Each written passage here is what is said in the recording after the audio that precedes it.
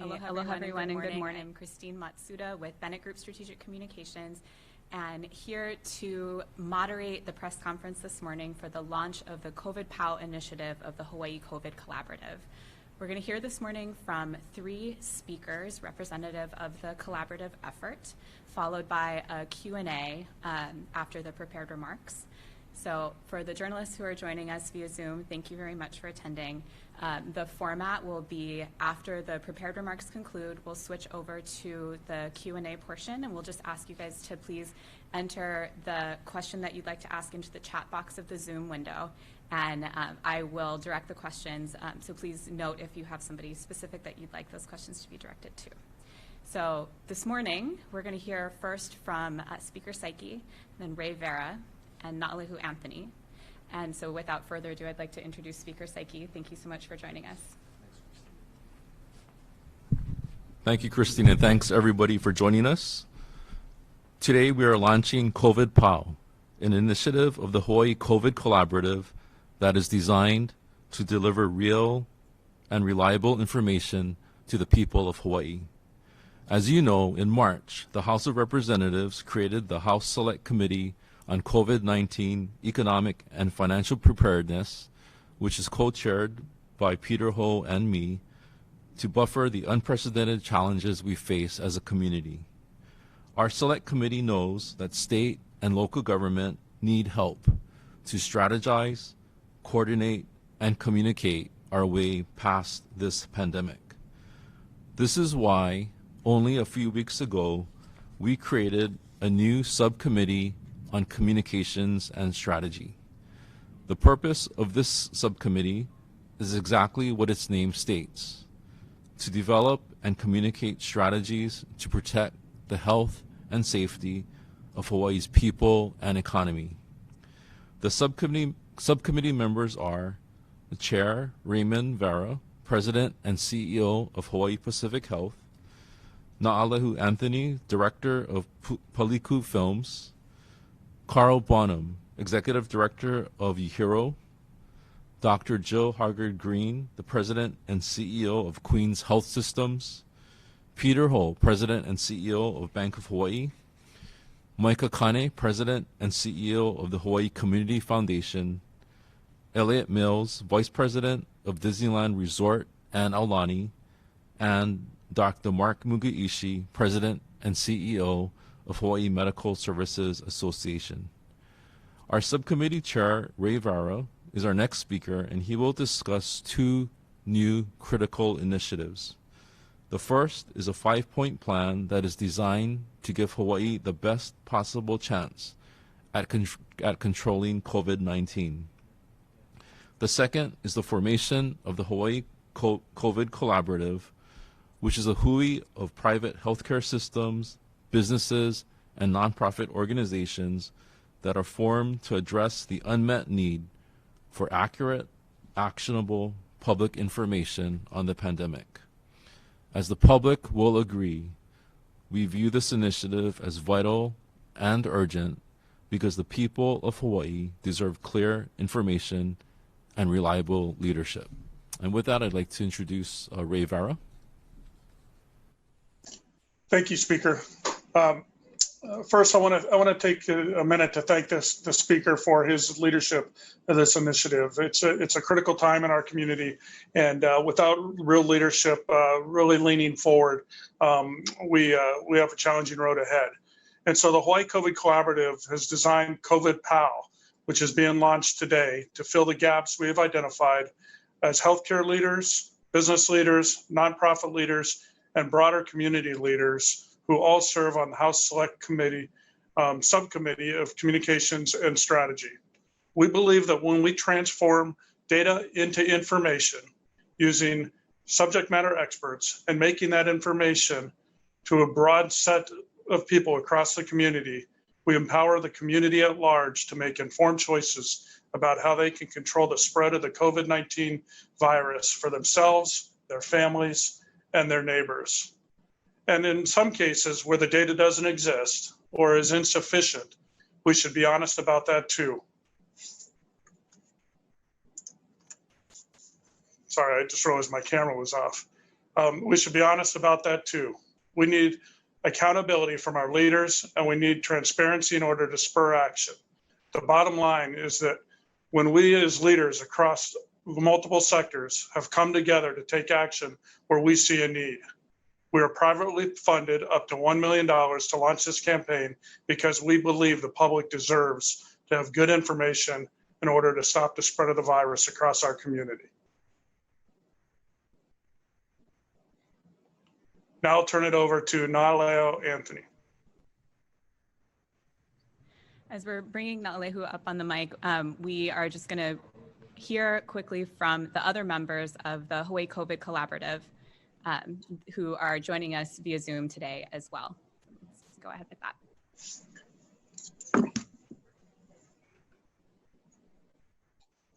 Queens Health System, I can see up close and personal how devastating this disease is. And we need to do everything in our power to stop the transmission. This collaborative is all about helping us understand how we can stop the transmission and reduce pain and suffering. What I believe is important for what we're doing here is, is bringing people together, convening people from the private, nonprofit, and governmental realms, and really trying to come together and make a difference in the community to try to help bend the curve and mitigate these risks that are abundant around us. And I think it's just that communal sense of coming together to lean in on an issue that's affecting everybody in the community. Stopping the spread of COVID-19 is, I think of it in very personal terms. So stopping the spread makes us a day closer to allowing people to get their livelihoods back in order. Stopping the spread allows us to get a day closer to grandchildren being able to see their kupuna again. Stopping the spread allows us to get school-age kids back to school that much faster. It's really a critical issue for our community. The Hawaiʻi Community Foundation recognizes that there's a need for support right now. And we've often found ourselves, wanting to be in places where Hawaii needed assistance, especially when those most vulnerable are impacted the greatest. And clearly, COVID is impacting those communities that are most vulnerable. And we want to be there. We want to be a supporter of that. And we think that a collaborative effort amongst organizations and leaders who are like-minded, like-hearted, is a group that we want to be affiliated with. Without controlling the virus, we don't get the economic recovery that everybody would like. We don't get to go back to any kind of normal without first having the virus under control. And as I said earlier, that depends on all of our behavior. And it's important, it's imperative that individuals, businesses, and government all understand that and act accordingly, whether it's not gathering, whether it's wearing masks, or whether it's providing the information that is necessary for decision making and planning. Right now, I'm the president and CEO of a big company, but in most of my life, I was a basketball coach, and I coached a team, and I came to learn that you can accomplish a lot more when everybody's aligned with the same mission and you play as a team. And defeating COVID-19, it might seem like a trite metaphor, but it really is something that's going to require a big team effort. And we all do have to make sure that we stack hands on the same behaviors and the same priorities that's going to help us get through this pandemic. And as I've said multiple times before in this interview, by doing that, we'll get our Hawaii back.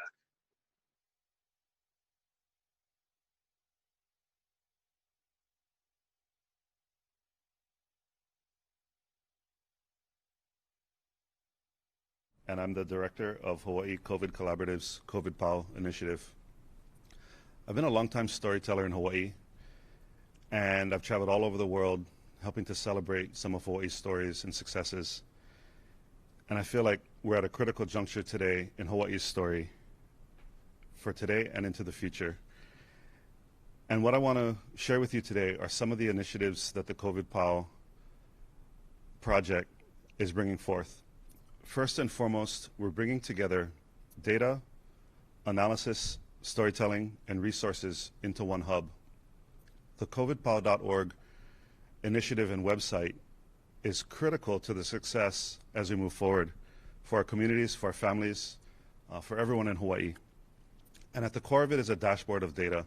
We're bringing forth data from around the state through partnerships with the Hawaii Data Collaborative and UHERO so that we can bring you the best and most timely data in real time.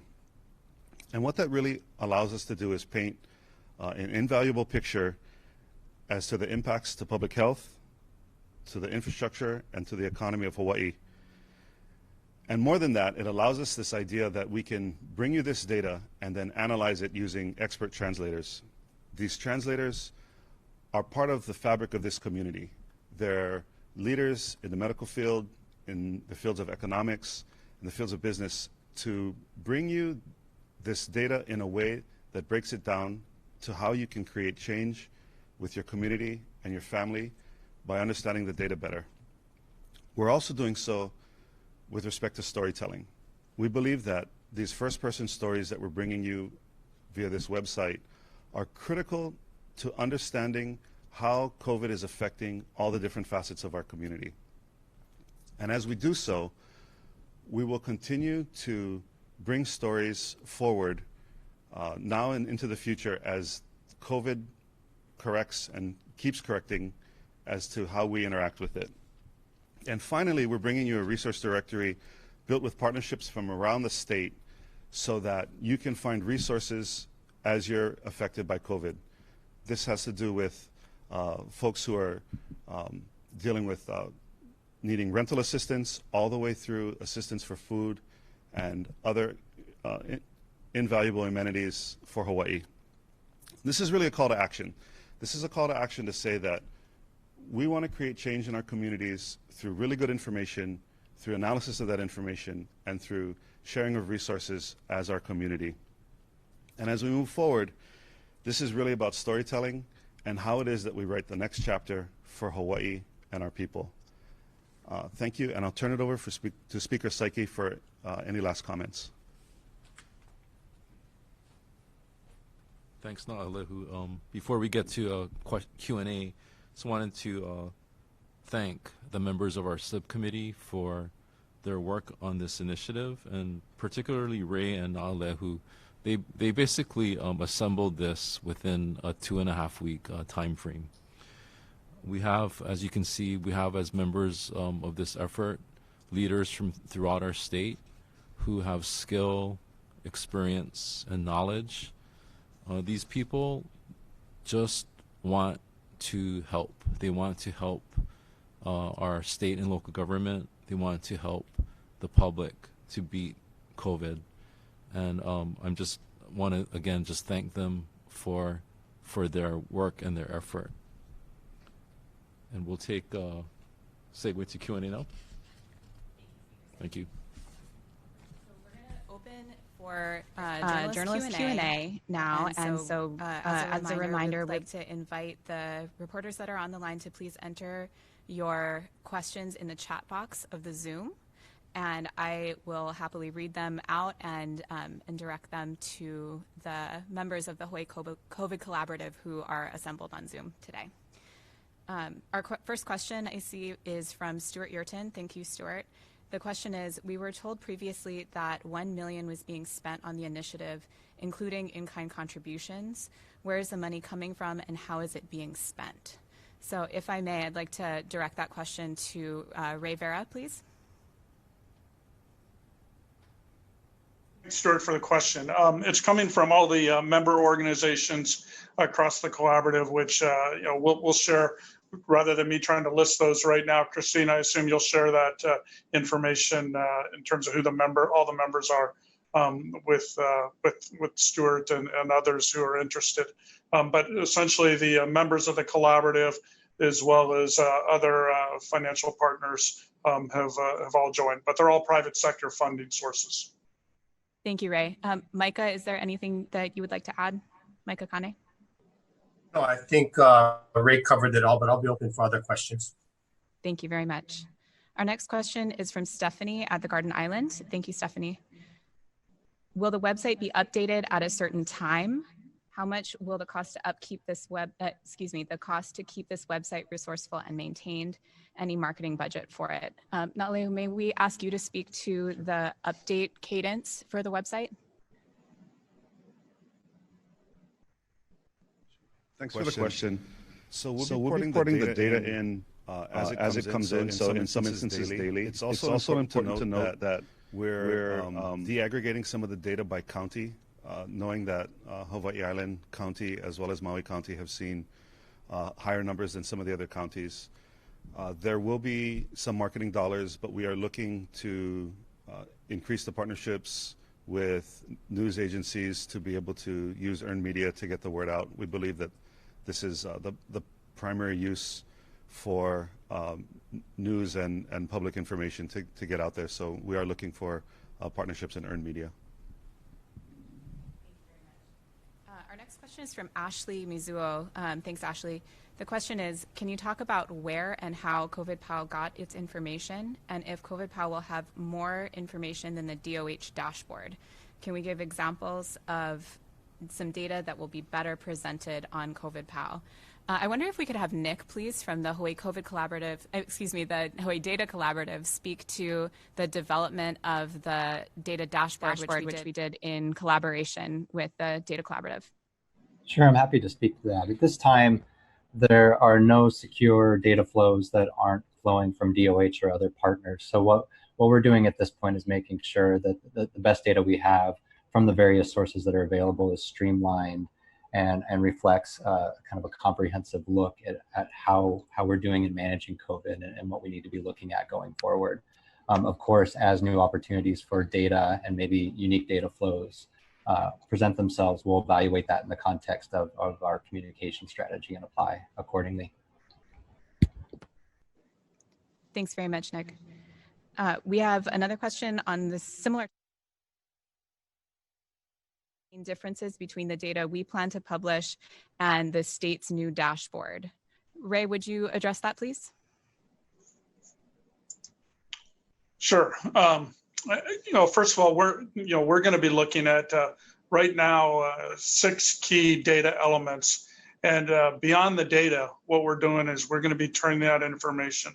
We're going to be sharing it in the voice of subject matter experts in a way that is understandable, I think, to the broader community, as well as sharing it in a way that turns it into information through storytelling, and in a way that really makes it personal, so people understand what's going on across our community and how it should impact each of us as individuals as we go about continuing to manage the spread of the virus throughout the community.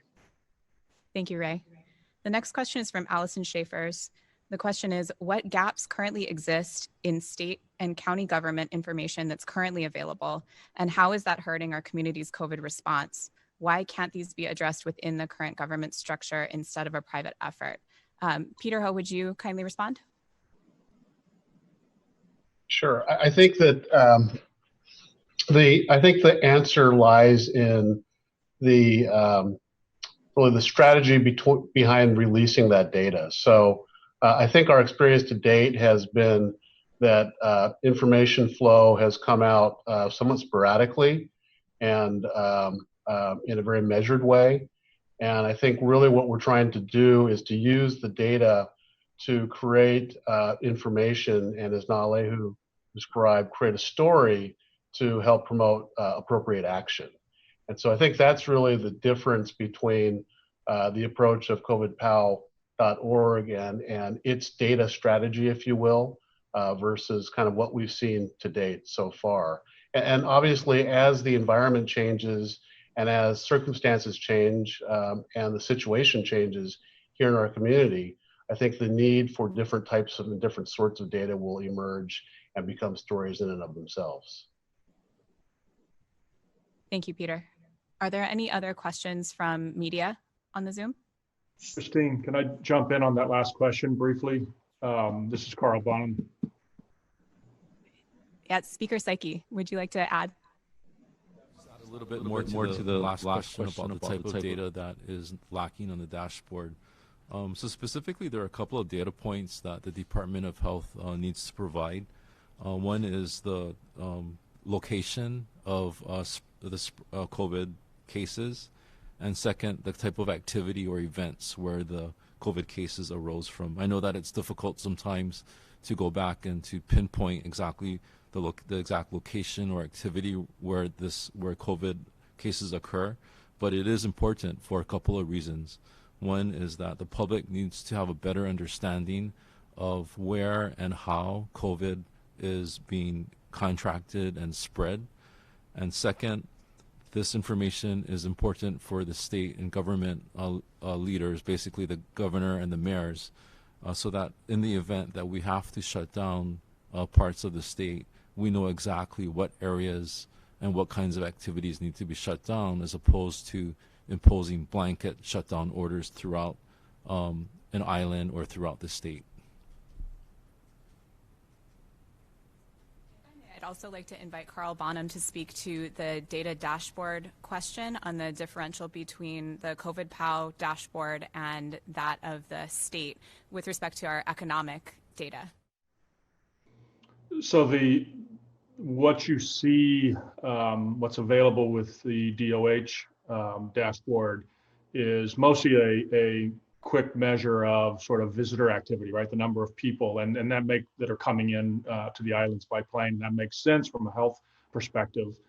From an economic perspective, what we're doing is we're trying to track the economy in almost real time, as quickly as possible, with a new weekly economic pulse index that is derived from about 20 individual indicators of mobility and job postings and hours at work and even Google searches for COVID.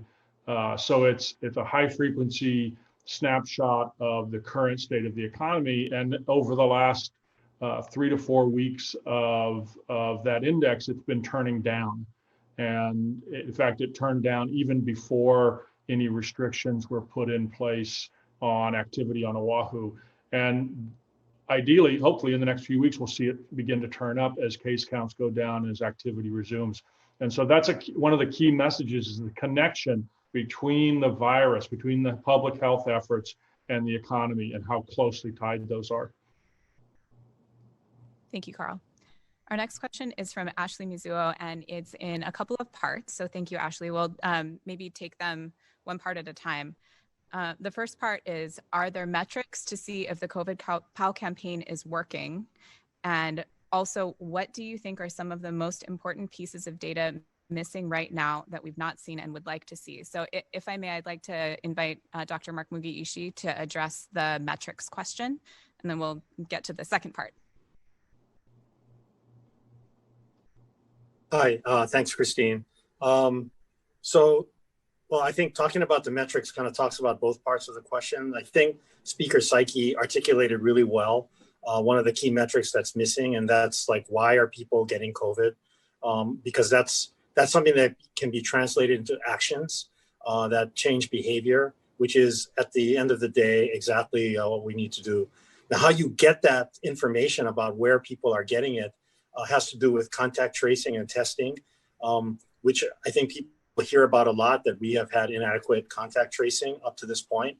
That's actually how you get that data. If somebody is able to contact all the close contacts of somebody who's infected, they can find out who they've touched and whether those people got infected and where and how and all of that. And that's going to be critical to generating the data that will affect our behavior. Thank you, Dr. Mugiishi. And then the second part of Ashley's question is with respect to social media. She asks, can you also talk a bit about the social media strategy, as it's something that seems to be lacking right now? So I'd like to invite Naalehu to respond. Yeah, thank you for the question. I think this is actually a broader question than just what we can do on social media. There are a number of platforms available so that we can meet the needs of people where they are. So on the website, obviously there's a social media component and pushing on it via social media. But on the website, there's a sign up for a weekly e-newsletter so that you have the ability to get that information into your inbox every week. And then also, we plan on partnering with some of the organizations that are on the subcommittee, as well as some others that have been identified to do boots on the ground outreach, to partner with folks who are already doing the good work in our communities to be able to bring PPE and other elements into the community, but to also be able to bring information and flyers straight out into the community. So kind of multiple tiers of it so that we have the ability to meet everyone where they are. Thank you. Our next question is from Stuart Yurton. Thank you, Stuart. The question is, it seems like there's a reasonably widespread general understanding of how this is affecting the community. Is there data showing that people don't understand? Also, can you give some previews of upcoming stories that might let people know not to engage in certain activities? I'd like to invite Dr. Jill Hoggard-Green to speak to the importance of storytelling in this initiative. Thank you, and thank you for the question, Stuart. It is so important when you think about how we stop the transmission of this disease. It's actually very personal. It's all of us wearing our masks, all of us keeping physical distancing, and all of us washing our hands. And we'll add giving our flu shots right now because we're trying to prevent flu and coronavirus together. So when you think about the stories help us realize that it is everywhere and it can impact all of us. But all of us have the tools to be able to protect ourselves and the people, our families, our ohanas. So for us, the data help us identify where we can stop the transmissions, but it starts with all of our behavior change. And stories help us know how best to do that. And we want to support all of us in actively preventing the transmission of this disease. Thank you. The next question is from Allison Schaefer's. The state has been criticized for contact tracing and testing, which provide key data. Unless you're doing your own contact tracing and testing, how will your information be any better? I'd like to invite Speaker Psyche, if I may, to address the question about the contact tracing, and then we can follow up with more on the data specifically. Well, given the changes in leadership at the health department, one of the roles of our subcommittee will be to help monitor the work that the new leadership will be implementing. We are very hopeful that this new leadership team at the health department understands the need for robust contact tracing and monitoring of the public and of COVID cases. I'm sure that we will be offering a lot of input on how that system can be improved and implemented.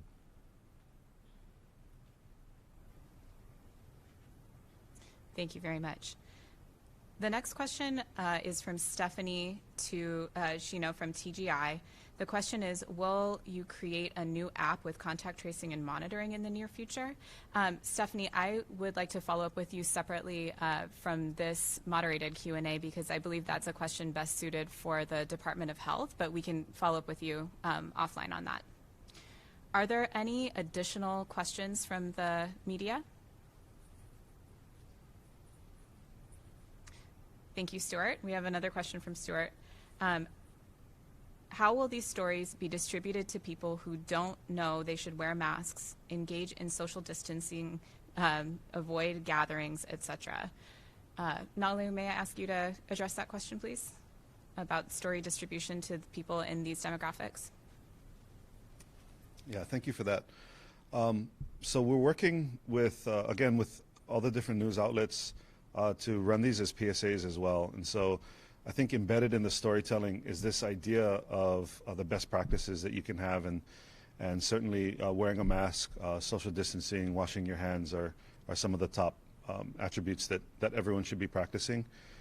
We understand that I think there's two pieces to the puzzle. There's not only getting the word out, but it's also finding ways in which all of our different facets of the community can participate in the best practices. So I think that alludes to some of the boots on the ground and helping to make sure that all of these amenities, the PPE, are available for people as we go through this as well. Thank you. Thank you.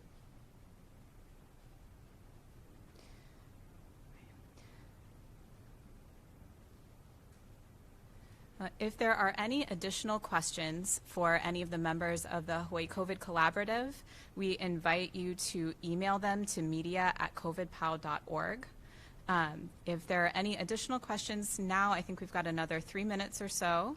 Happy to take any additional, and then we'll invite Na'alehu Anthony back to the podium to provide any closing remarks. Oh, I see we have one last question from Allison. Thank you very much. Is part of this effort an attempt to get better calls on shutdowns that don't seem so arbitrary by attempting to get people to control their own behavior? Really the only thing we really can. This seems like an excellent question for Speaker Psyche.